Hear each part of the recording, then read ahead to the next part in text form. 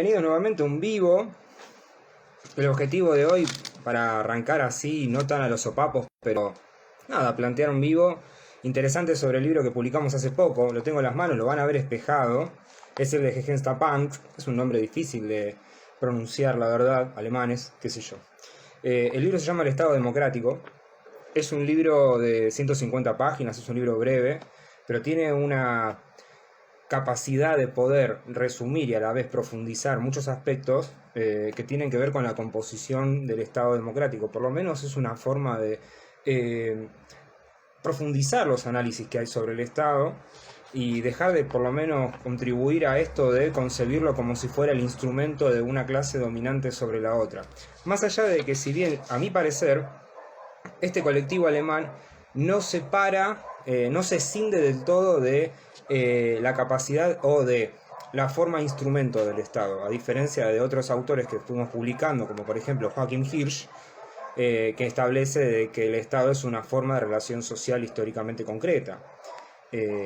Pero, de todas formas, y ojo, alejándose de este dilema del Estado como la superestructura de la economía, ¿no? En donde el Estado y las clases políticas son simplemente el reflejo de la acción, como nos salga.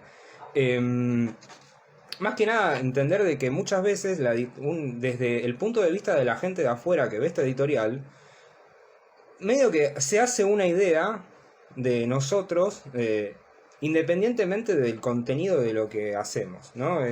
Esto pasa mucho, dar por hecho lo que pensamos simplemente porque en nuestro vocabulario aparece lucha de clases, capitalismo, dominación, todo una bagaje que parte de lo que es la forma de pensar marxista, entre comillas, ¿no? Y dan por hecho ya todo lo que sabemos, ¿no? Todo lo que somos, todo lo que pensamos y cómo intervenimos en conocer la realidad. Y por lo tanto dan las categorías ya asumidas. Y es mucho más fácil, ¿no? Así poder establecer una discusión. Lo hacen de todos lados, lo hacen de todos los nichos políticos que puedan existir, ya sea los posmos progres, los posmos aceleracionistas, el trotskismo, los nacionalistas, la gente de derecha ligada al liberalismo, los libertarianos, los autoritaristas. Dan por hecho lo que somos y cada uno se queda con su idea en vez de pararse y de afrontar la discusión. ¿Cuándo va a pasar esa discusión? Y bueno, más o menos ellos entienden de forma enajenada los movimientos en la opinión pública. ¿Qué quiero decir con forma enajenada? Priorizan lo cuantitativo sobre lo cualitativo. Esto significa de que no te van a discutir ninguno, ni siquiera los espacios de izquierda, a menos que vos tengas 50.000 seguidores. ¿Entienden? Es así de sencillo. A mí tampoco me interesa aparecer en los streamings, sí me gusta charlar y todo, pero no me interesa formar parte de ningún programa, por el simple hecho de que no es la forma ya de empezar a transformar la opinión pública y generar no sé, formas de intervenir la realidad y de pensarla, ¿no? Me parece una política muy superestructuralista, ya que estamos en esta idea de esparcir y de alejarse de la materialidad concreta que es la dominación capitalista. Me parece que la divulgación y esto de convencer, ¿no? a un posible electorado para que cada 2 años pueda votar correctamente, ¿no? Fíjense que se puso de moda última vez esto de la importancia de pertenecer a los espacios de la opinión pública, para que después no pase esto de 3 veces fuimos a votar, la puta que lo parió, ¿no? Esto es a lo último hablando con las últimas elecciones. Y de acá se desprende también algo que a mí particularmente me genera rechazo y considero muy hipócrita y realmente de una actitud enajenada, esta idea de pensar de que poder ir a votar nos hace libres, ¿no? Y cumplimos con nuestro rol ciudadano, en el cual... Opa, se me cae el cuaderno de notas. En el cual, bueno, ¿viste? Estamos cumpliendo con nuestro deber cívico y en ese cumplimiento del deber cívico nos acerca a la libertad. Esto es un poco la forma enajenada que tienen la opinión pública de funcionar como motor ideológico para el convencimiento de las masas de que están haciendo contundente y efectivo su derecho y por lo tanto la libertad. Por eso, para mencionar el primer capítulo de este libro del Estado Democrático de Jens Punk, me pareció interesante, y lo van a ver en la tapa, establecer lo que es la estupidez de la contradicción entre la libertad y la igualdad. ¿Por qué? Ya empezando con el libro, en Jens Punk, el Estado es caracterizado como un poder político de la sociedad capitalista en el cual el poder se despliega en la práctica a través de la necesidad de establecer una competencia económica. Es decir, la única forma de respetar la propiedad privada y a la vez también de respetar la configuración de aquellos que solamente tienen como propiedad privada su fuerza de trabajo, y es que tengan la libertad de poder ir al mercado y venderse como tales, es justamente que el poder asuma la forma pública, abstracta, para justamente poder mediar esta relación de propietarios privados que se encuentran en el mercado y por ende del litigio mismo, como decía Payucanis en otro gran libro que hemos publicado que es Teoría General del Derecho. A través del litigio sucede el sistema jurídico, ¿no? Y a la vez la necesidad y por supuesto la confirmación legal y legitimante de ese sistema jurídico recae en la figura de un poder público abstracto. Ahora, todo esto no quiere decir que no haya dominación de clases. Al contrario, es lo que hace efectiva la dominación de las clases. Entendiendo más a principios un poquito alejados, ¿no? Porque vieron que uno cuando empieza a hablar de la forma de dominación y habla de clases sociales, ya directamente ya dan por entendido, como decía anteriormente, todo lo que vamos a hablar y la manera de cómo conceptualizamos al capital, la sociedad capitalista, la sociedad moderna, posmoderna, etc. Yo creo que hay que ir un poquito más, hay que profundizar un poco más estos elementos, ¿no? Y entender también que dentro del conjunto de ciudadanos que están y que adhieren a la pertenencia de un poder soberano estatal, moderno, que es abstracto y público, lo que ocurre es esto de que la forma de producción de la riqueza social se consista en la competencia entre propietarios privados. Eran hijos y que mostraban su necesidad como forma de ganarse justamente el tener bocas que alimentar, la simpatía de la persona horrible de recursos humanos, ¿no? Entonces, nosotros como fuerza de trabajo competimos entre sí en el mercado laboral y recién en el momento de la producción nos reunimos y tenemos a partir de ahí funciones cooperativas. Pero antes de eso estamos en competencia. Ahora, justamente es la emancipación de esa voluntad libre, que es abstracta, porque estamos hablando de propietarios que van al mercado laboral a venderse o a vender sus mercancías y a comprar otras mercancías, lo que hace también el contenido de la forma estatal. Y es a través de este sometimiento del todos por igual, negando las diferencias de propietarios, ¿no? Negando que hay un poseedor de los medios de producción y un poseedor de solamente su fuerza de trabajo, y que este poseedor de la fuerza de trabajo en realidad, para poder participar de la riqueza social, tiene que venderse como medio para la producción de misma riqueza de alguien que ya tiene los medios de producción, y que a la vez también se encuentra en enfrentamiento con otro productor, ya sea dentro del marco dentro de la propia comunitariedad estatal, dentro del marco estatal, o contra propietarios privados internacionales que también van a efectuar su dominación. Eso sería en un momento más elevado para entender la relación internacional entre estados. Pero ahora, dentro de un país, dentro de una forma de estado, tenemos que entender de que esta forma de voluntad, esa es mi gata, salí, loca.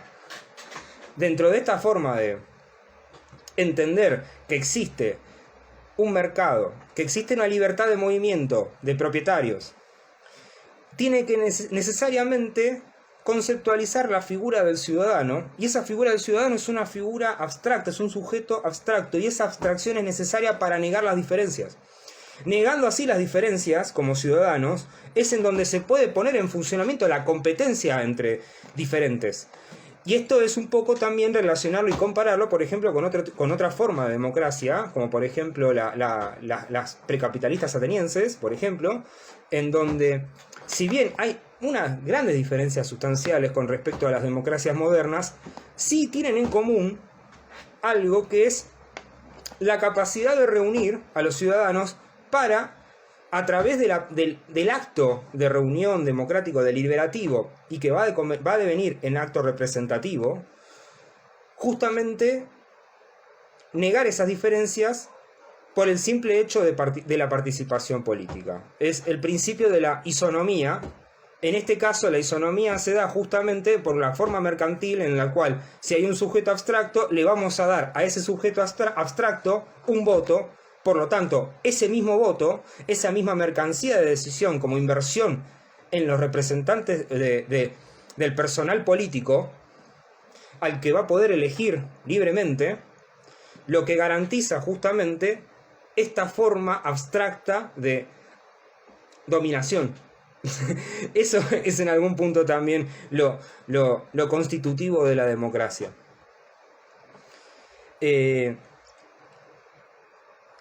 Y justamente hablaba del derecho y de que emana de la necesidad de resolver los litigios entre compradores y vendedores, entre competidores. Y la forma negativa que tiene la ciudadanía es que justamente en la competencia capitalista el porvenir de un ciudadano o de un empresario, de un propietario, es justamente la exclusión y la ruina de otro ciudadano. Entonces el Estado ya de por sí asume una figura abstracta porque, claro, tiene que resolver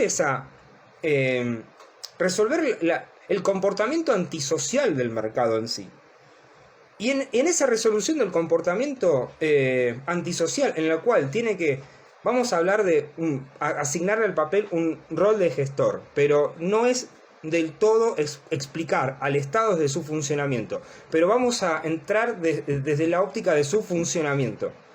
Es para abordarlo más adelante esto, pero ya de por sí, en el funcionamiento, valga la redundancia, el Estado tiene que deliberar y tomar decisiones sobre esta cualidad negativa y excluyente que tiene la ciudadanía, como les decía, de que en la producción de riqueza social algunos tienen que ser excluidos.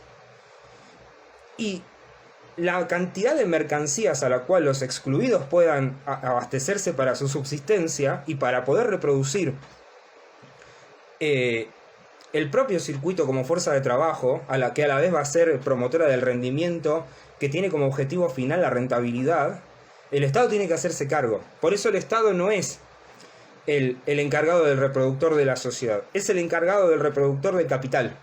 Y no existe capital. Justamente, ¿quién es el único que puede hacer de la propiedad privada efectiva? La existencia del Estado, que a la vez es el que puede legitimar el sistema de derecho o al sistema jurídico. Sin trabajo, que son mercancías vivas a fin de cuentas, en un momento dado, siglos XVII, XVIII, el justnaturalismo fue el momento más avanzado del pensamiento político burgués. Ahora, siglo XIX, principio del siglo XX, el pensamiento político burgués deviene en un principio de normativo o normativista, es decir, el derecho es efectivo por la propia existencia del Estado, sin entender, por ejemplo, la naturaleza del Estado, y legitima directamente la existencia del Estado como tal, y habla de una forma negativa en la cual en última instancia tiene que reclamarle al poder que él se encargue de que no se muera de hambre. Acá es donde empezamos a indagar en esta contradicción, que es el nombre que le vamos a dar al vivo que es la estúpida contradicción entre libertad e igualdad. ¿Por qué? Bueno, justamente todo el mundo liberal y los ultraliberales, los libertarios que tienen testosterona inyectada de liberalismo, ¿no? En donde ya ven en el Estado claramente a lo enemigo y solamente entienden a la propiedad privada y al movimiento de compra y venta en el mercado como la expresión máxima de la libertad, no ven justamente este problema de lo que es el comportamiento antisocial de esta forma de producción de la riqueza social. No la entienden pero sin embargo, en su expresión política justamente es donde más autoritarios se muestran. ¿Por qué? Porque al hacer de la competencia mercantil y en definitiva la libre circulación de yo creo que es errónea. Yo creo que el fascismo por lo menos tiene justamente esta capacidad de ver en el Estado la comunidad organizada en la cual el Estado pueda aplicar coerción sobre determinados cuerpos de individuos, determinadas asociaciones, determinados propietarios, capitalistas, etcétera, por el bienestar, entre comillas, del propio Estado en sí. A pesar de que es una actividad totalmente contradictoria, porque es la competencia capitalista de la cual justamente el Estado recauda impuestos y sobrevive, ¿no? Vuelvo al principio, el Estado no está para la reproducción de la sociedad, el Estado está para la reproducción del capital. Y todos los efectos colaterales con los que tiene que lidiar es lo que fermenta el surgimiento de ideologías. Este es el punto, el posicionamiento sobre cómo tiene que ser la actividad estatal dentro de este campo de lucha constante, de competencia, es lo que nos permite a nosotros intervenir como un Estado solidario, como un Estado que interviene en la economía, como un Estado que tiene la capacidad de incluir lo que ya está incluido dentro de él. Fíjense ustedes que toda la línea progresista que ha naturalizado al Estado y al ciudadano como tal, como la máxima expresión de organización social, demandan más Estado cuando ya hay, ¿no? Demandan más políticas de subsidio, demandan más políticas del dinero, ¿no? Del dinero que quiere maximizarse constantemente, del valor que a través de sus ciclos de transmutación quiere valorizarse a sí mismo de forma autotélica. Entonces yo creo que la naturaleza de la dominación abstracta del capital, y que los sujetos, ya sea los capitalistas o los trabajadores, somos personificaciones tanto del capital como de la fuerza del trabajo, obligados constantemente a un ciclo de lucha sin fin, que es lo que retroalimenta al capital, se alimenta de las luchas.